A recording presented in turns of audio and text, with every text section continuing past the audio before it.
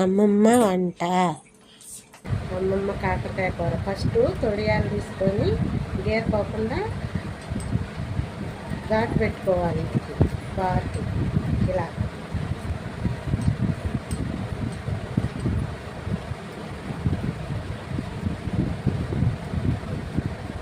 ఇలా ఘాటు పెట్టుకొని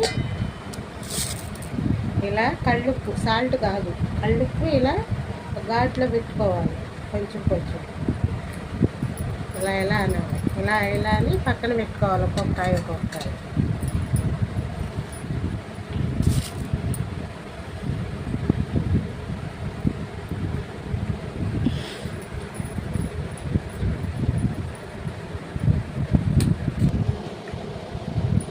కాకరకాయలు గీరుకొని కళ్ళుప్పు పెట్టుకొని 1 గంట నానబెట్టుకొని అవి శుభ్రంగా సెట్లో పెట్టి పైన ప్లేట్లో నీళ్లు పోసి కాసేపు సగం ఉంచాలి.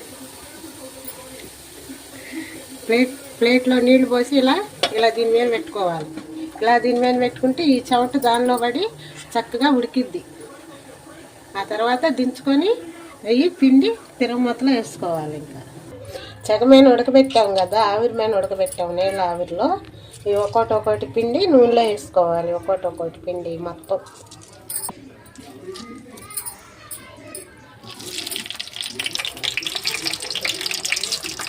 పిండి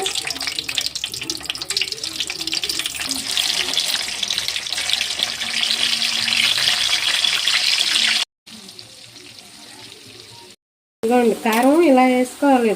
ఎండుమిరపకాయలు, చిన్నులపాయ, ఉప్పు, ఎండు కొబ్బరి, చిన్నులపాయ, జీలకర్ర వేసి మిక్సీ పట్టుకొని ముందుగానే పక్కన పెట్టుకోవాలి. ఈ కారం రెడీగా మంచి స్మెల్ వస్తుంది. చూడండి, ఇలా కారం వేగినాక ఇలా కారం చల్లుకోవాలి. దాని మీద తక్కువ సెగ పెట్టుకొని సిమ్లో పెట్టుకోవాలి. ఇలా వేసుకుంటే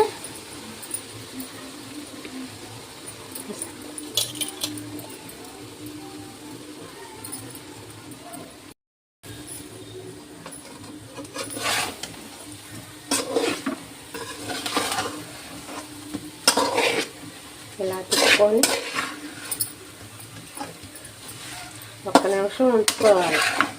1 నిమిషం పొయ్యి మీద సన్న సెగలో ఉంచి పెట్టుకుంటే చక్కగా కాకరకాయ కారం రెసిపీ రెడీ అయిపోయింది.